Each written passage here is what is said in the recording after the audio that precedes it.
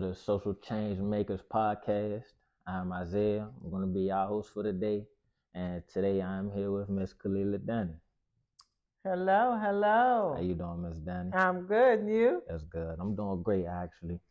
And today I want to learn more about you and who you are and the things that you do. So tell me about yourself, Miss Denney. What do you do? Oh, okay. So yeah. No, wait. I'm sorry. Let's rewind. Who are you, Miss Denney? Who am I? Yes, ma'am. I am a child of God. Thank you, Lord. I am a wife, a mother. I am a business owner. I am the founder and executive director of the Denny House. It's a nonprofit organization. I'm also the CEO of Denny's Consulting, which is a consulting firm that helps people start up nonprofits. Okay, yeah. And you start nonprofit. So what is your nonprofit business? The Denny House is a nonprofit that serves returning citizens, transitional age youth, and veterans.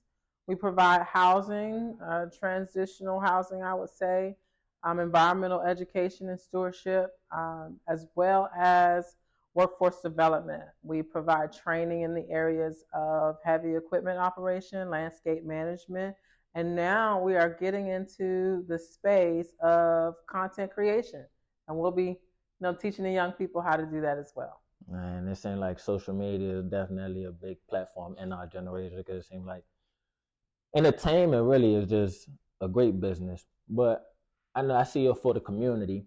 Mm-hmm. So really, I know your business is based out of the DMV. Do you plan on expanding your business? Do you still want to make it more so the whole world reaches your content? Awesome. Yes. So that's why we're here. That's why we're, on social media, because we want everybody to know about the Denny House and about other nonprofits. So this platform, the Social Changemakers Podcast, will be to expose or, other nonprofits and the way nonprofits are successful to help you grow, how partnerships are important to the growth and expansion of your nonprofit. Anyone who is out here who is trying to affect change in the community, the best way to do that is through a nonprofit. And we want to help you figure out and navigate that space. So for us, growing at my nonprofit, the Denny House, our biggest point is to try and set up transitional housing across the nation. We want to be the organization that's known for transitional housing across the nation, to support our returning citizens coming home from incarceration, to support our transitional age youth who are aging out of foster care with nowhere to go. We want to be that resource for them. And how long have you been doing this?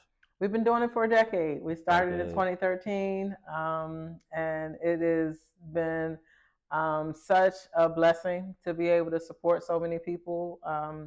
My environmental stewardship education is one of the biggest components of our program. We, help communities plant trees. We help start community gardens to teach people how to grow food. We have sessions where we're talking and educating young people about their environmental footprint, carbon footprint, how to practice taking care of our green earth and taking care of our waterways. So that's what we do. That's what we do. What is the hardship that you experienced, and what are some of your major achievements you experienced in starting this business?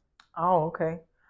So the hardest part, I think, was just getting started and not knowing all the things that I know now.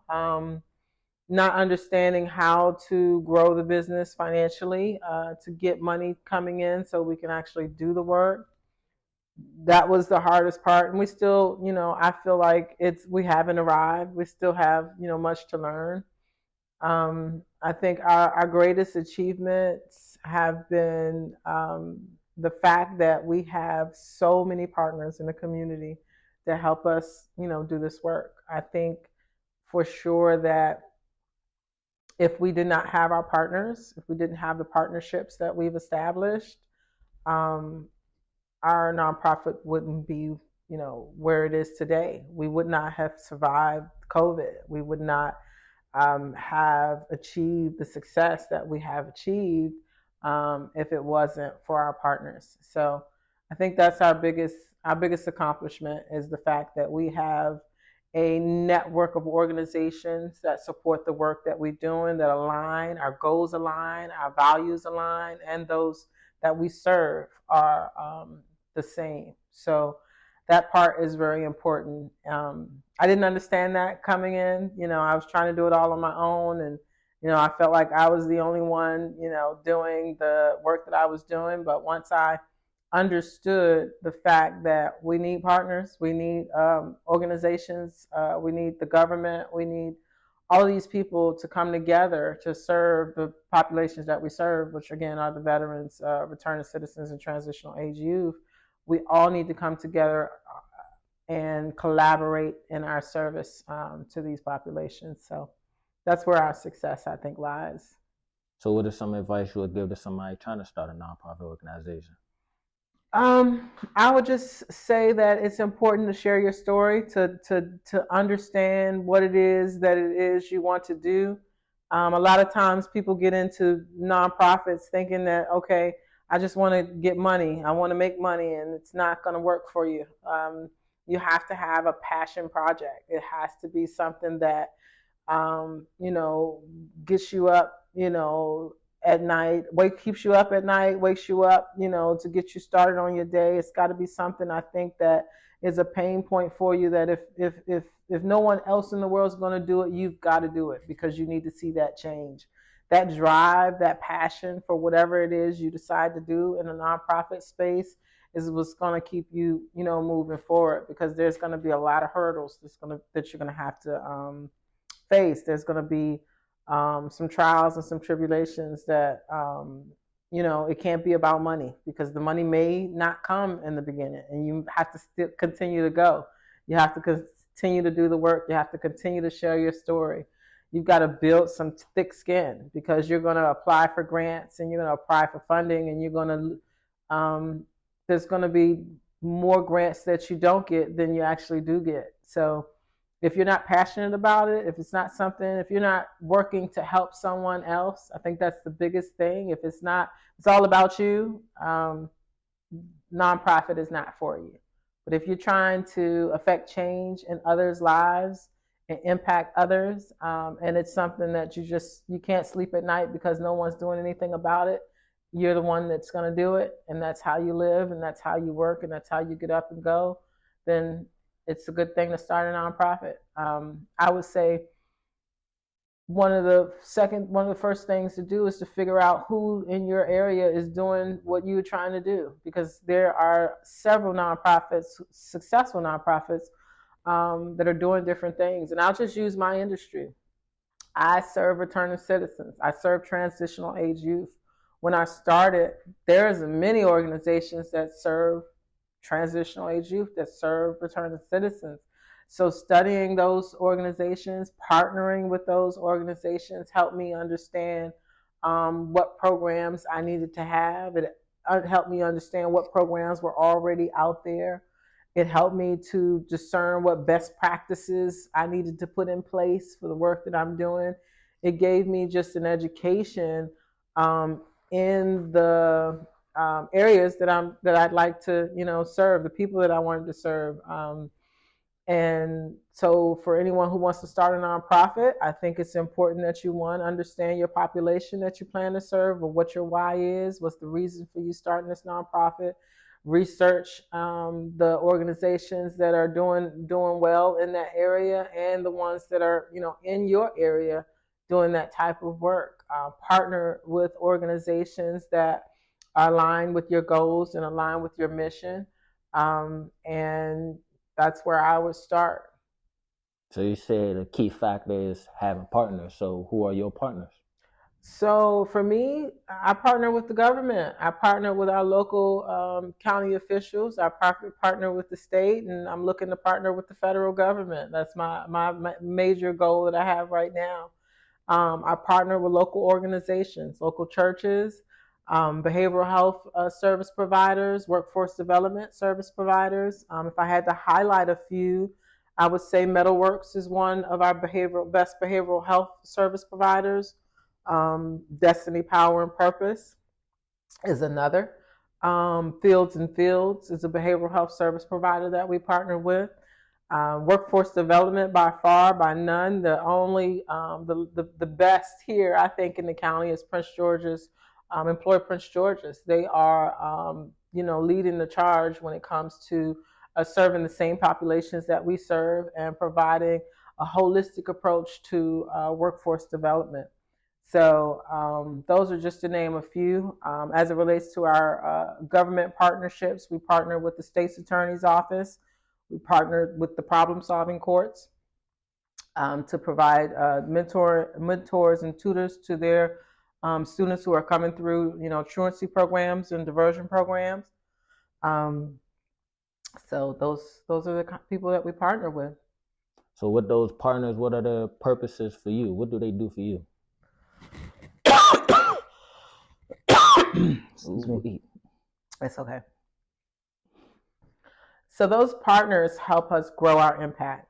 They provide us access to the populations that we want to serve. They also help us with when it comes to funding. It's important to understand and know that the people you serve are not your clients. Your clients are those partners that you make in the community. They're the ones that typically come together and, I add value to your organization in one way and you add value to ours. So in a way, I'll just use Employ Prince George's as an example.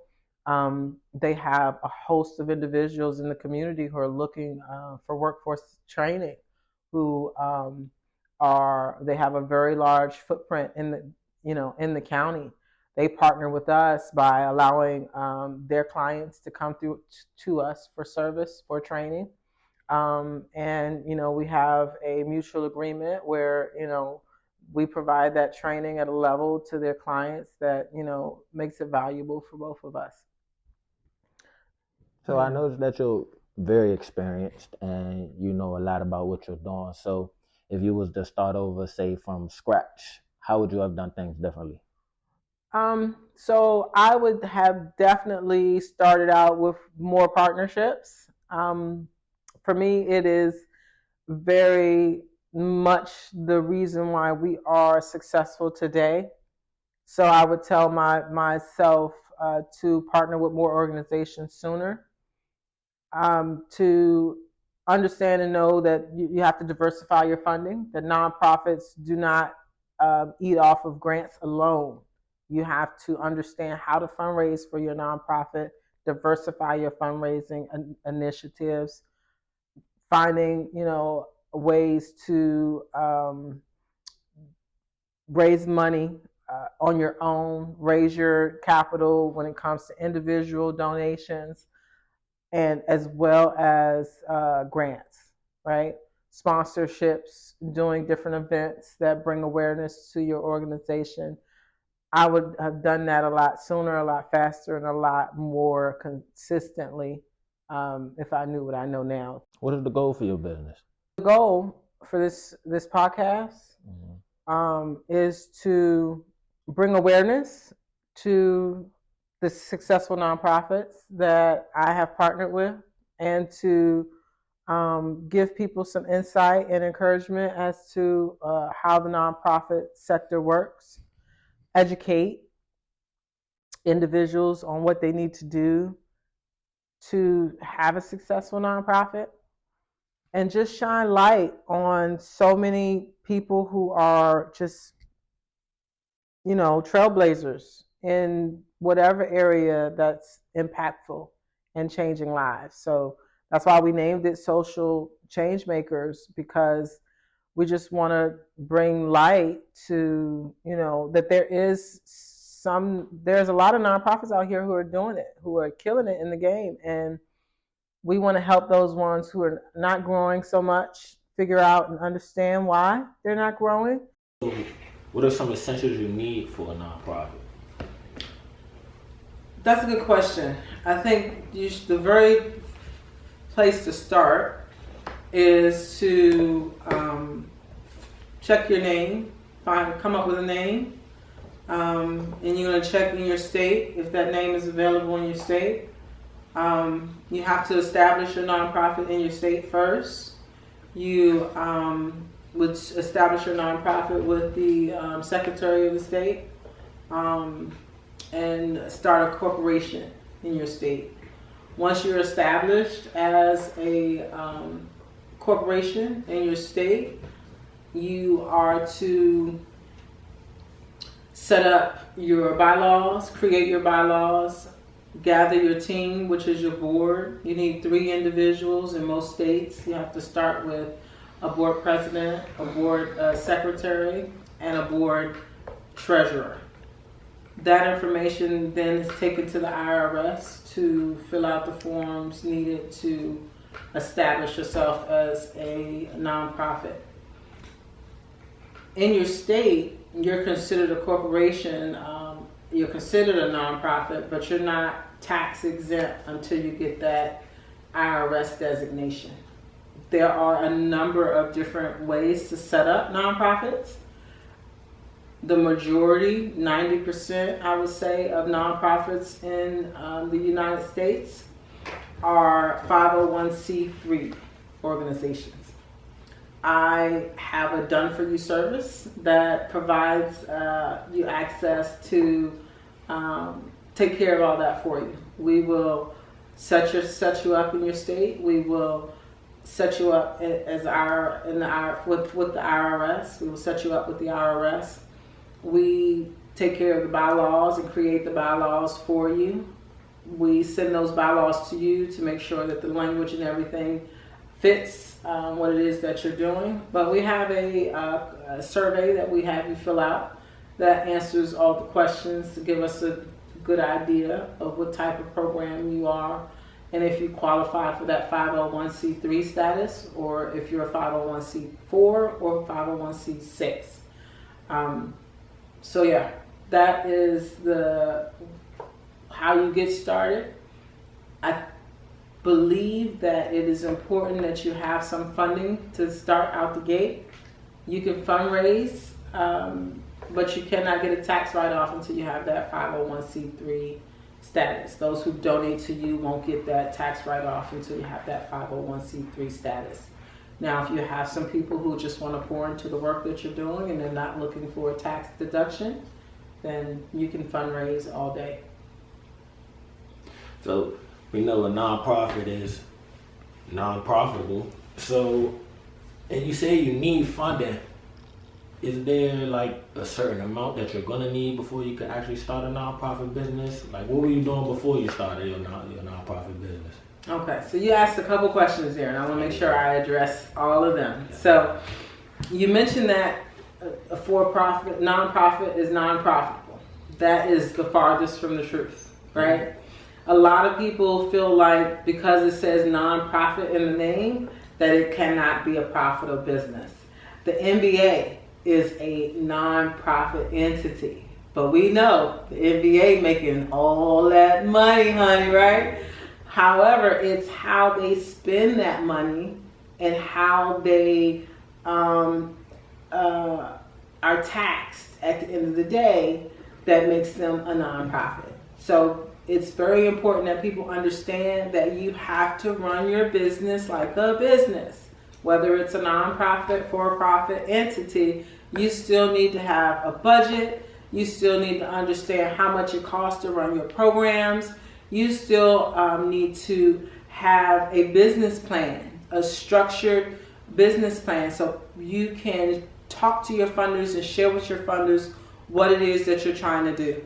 If you don't have a business plan, if you don't have your programming written out and you don't have the numbers figured out, then you're not going to get funded. It's going to be very hard for you to get people to sow into you if you can't share the story from a lens of, okay, if you were to give money to us, this is what we're going to do, this is where your money's going to go, and this is how we're going to impact the community, the population that we plan to serve.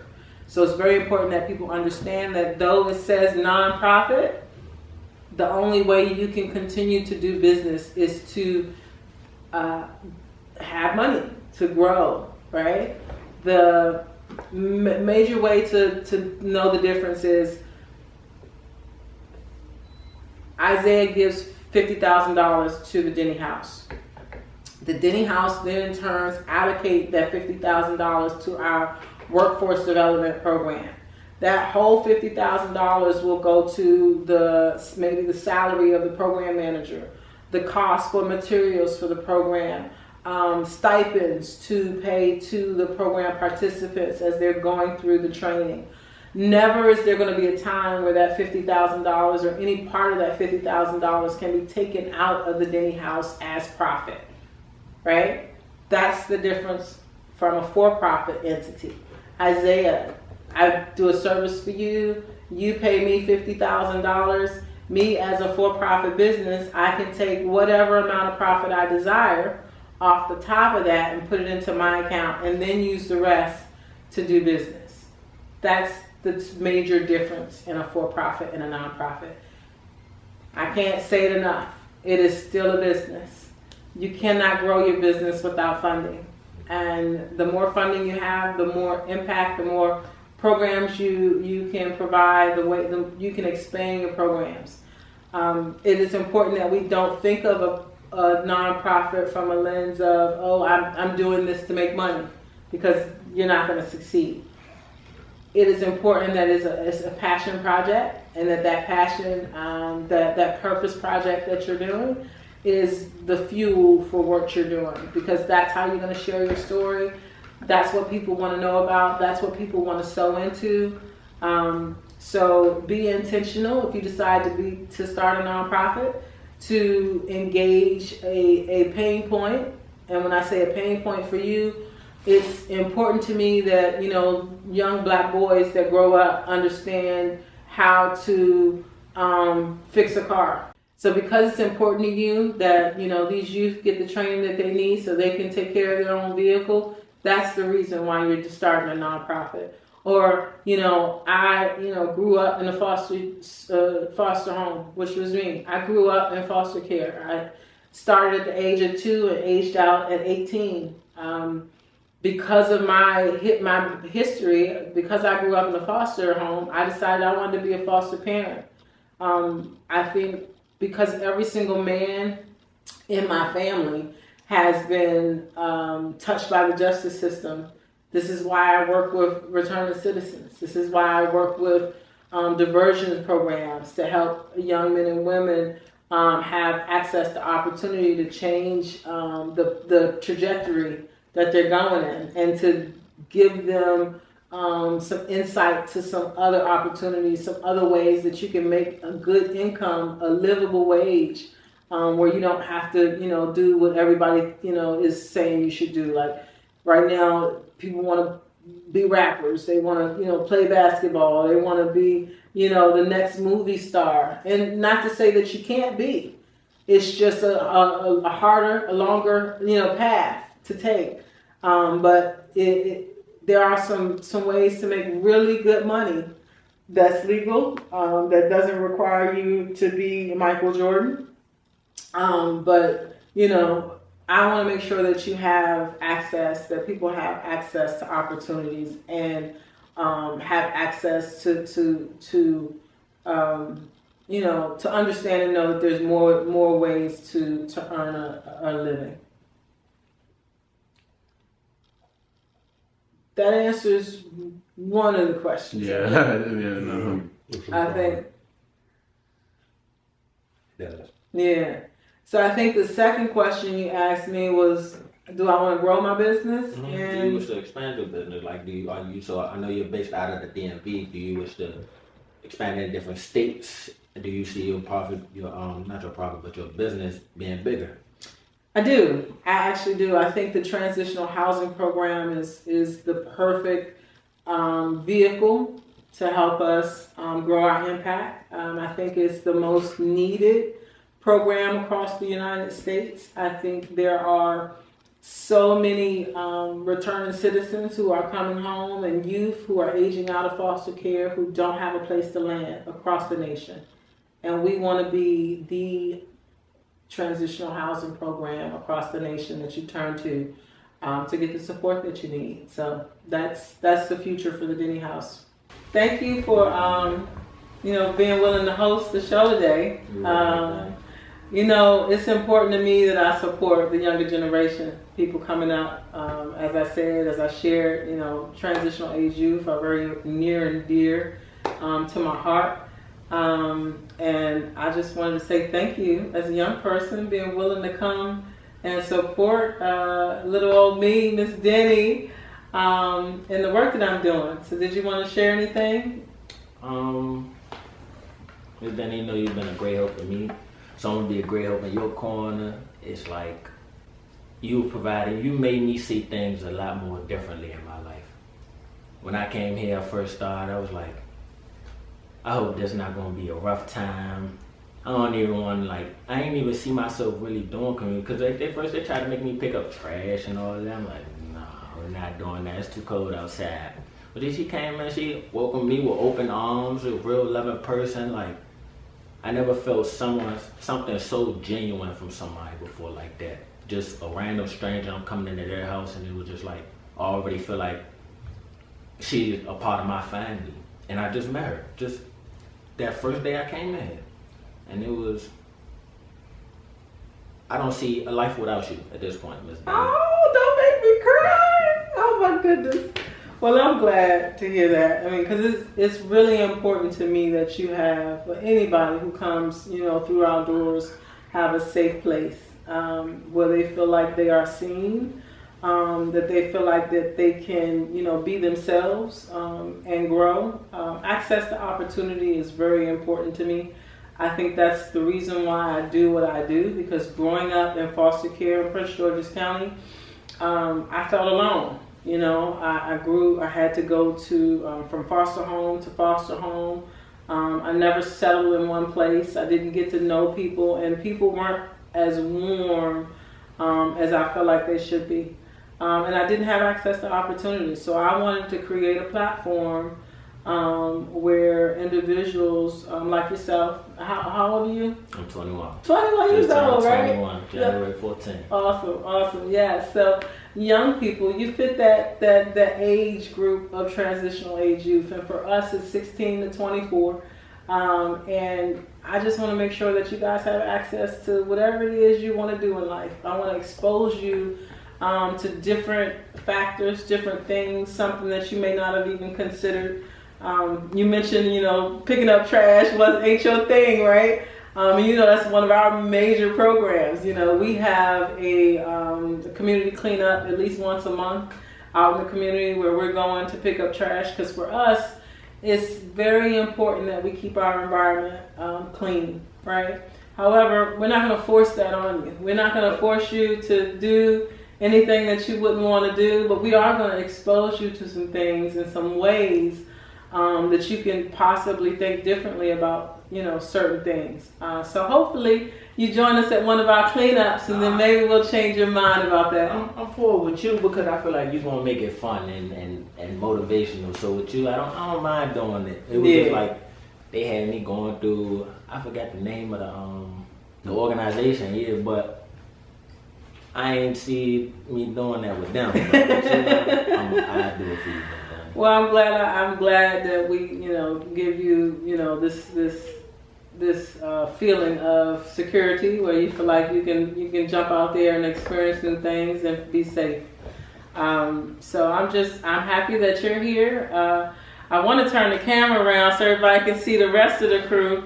But you guys you'll get to see them, momentarily. I am surrounded by youth, young, Black, intelligent men who are the change makers for tomorrow.